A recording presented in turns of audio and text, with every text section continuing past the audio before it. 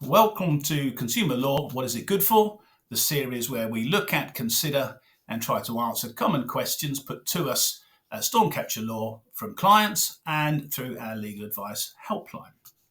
And today's question is from Craig, and Craig asks, I've bought a late model used van for my business from a dealership with about 70,000 miles on the clock, but have now found out it's done double that. What can I do? So by way of some background, Craig has bought a 2020-2021 Ford Transit van from a car dealership for around £25,000, including VAT. The van was advertised as having 70,000 miles on the clock, and it had one owner and been fully serviced, had a full service history.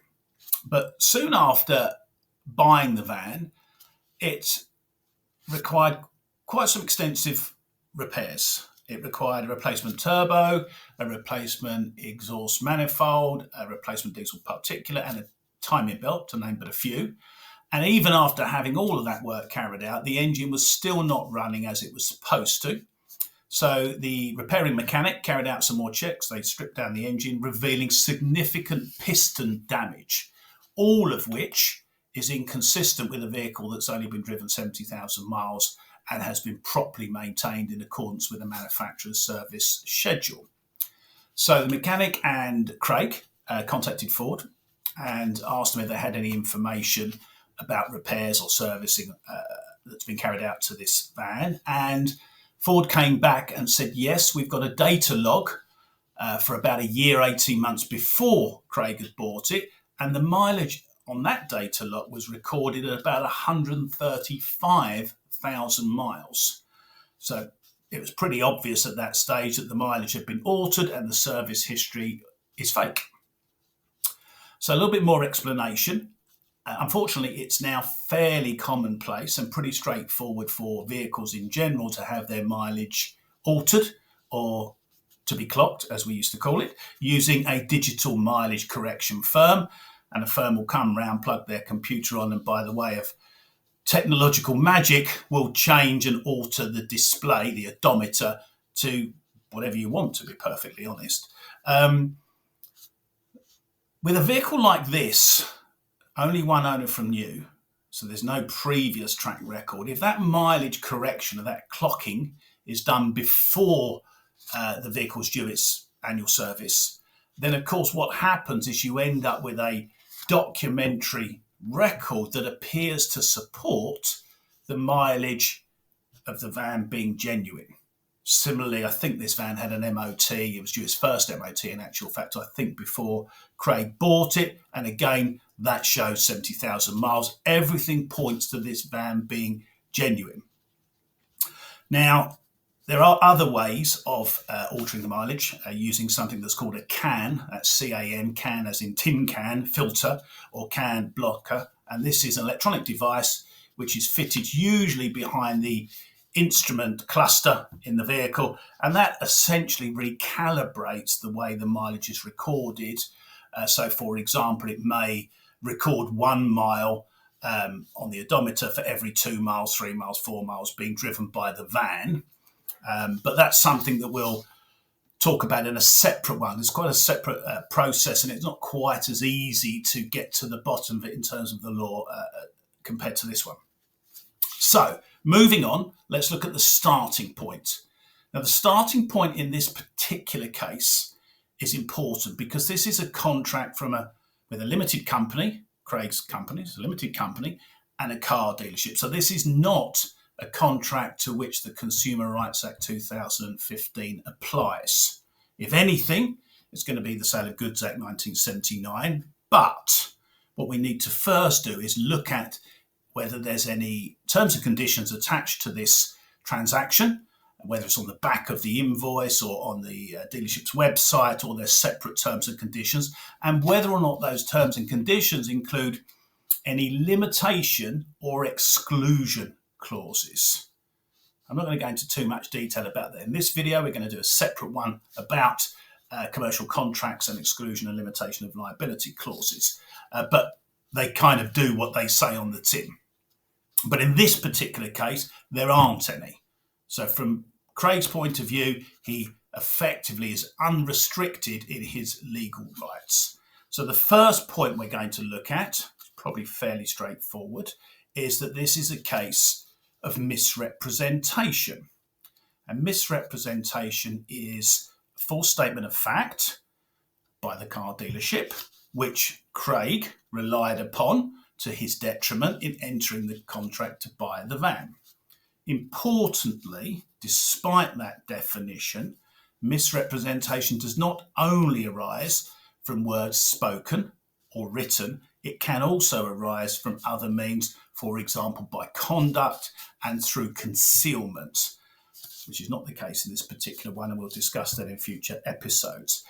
There are three types of misrepresentation. Fraudulent misrepresentation, where you get the idea that someone has knowingly misled or deceived someone regarding some crucial facts of which the buyer relied upon entering the contract. Negligent, again, you get the idea from that point of view where somebody perhaps has just not taken hasn't conducted the due diligence perhaps required to ascertain whether the things they're saying are right or not. And then there's innocent misrepresentation, which again does what it says in the tin.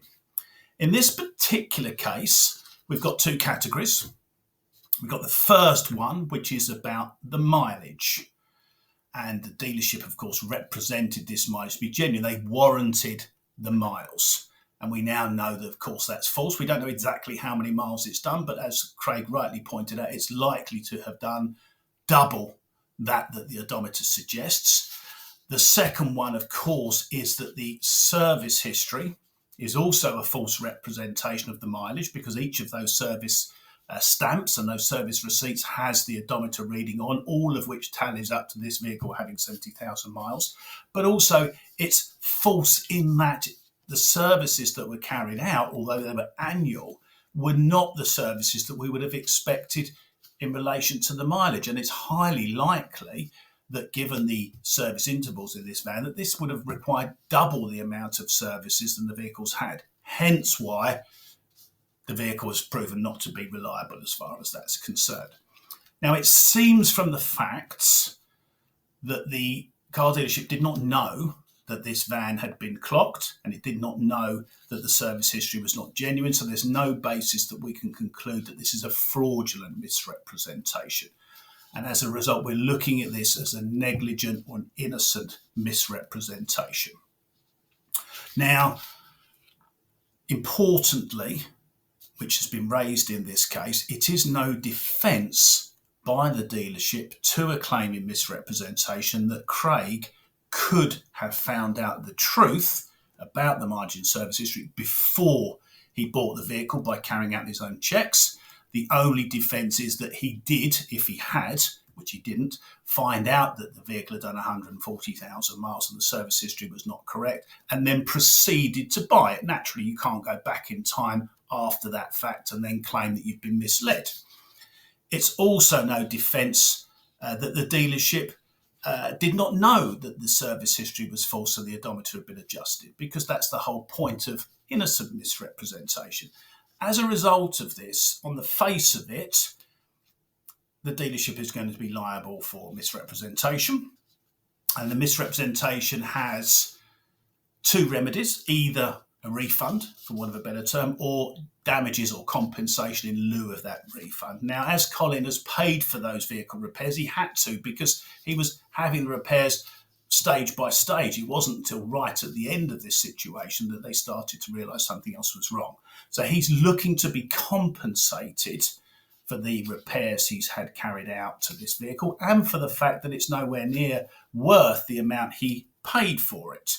So I carried out a sort of cursory inquiry. I looked on Auto Trader, and it seemed to me that similar vans with 140,000 miles are probably worth about half what he paid for it. So we've got a starting point of the sort of money that Craig is going to be entitled to.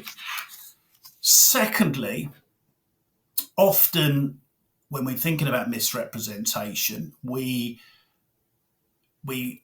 consider this as the misrepresentation has been incorporated as terms of a contract. So we're looking also not only misrepresentation but breach of contract.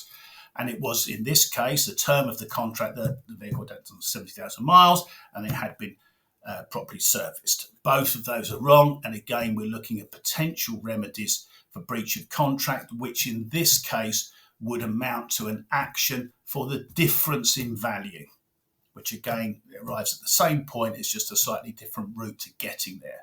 So in all the circumstances, there's no real defence for this. I'm afraid the dealership are going to be liable to Colin to about 50%, if not more, of the price that he paid for it. Okay, any further questions? Please send them in.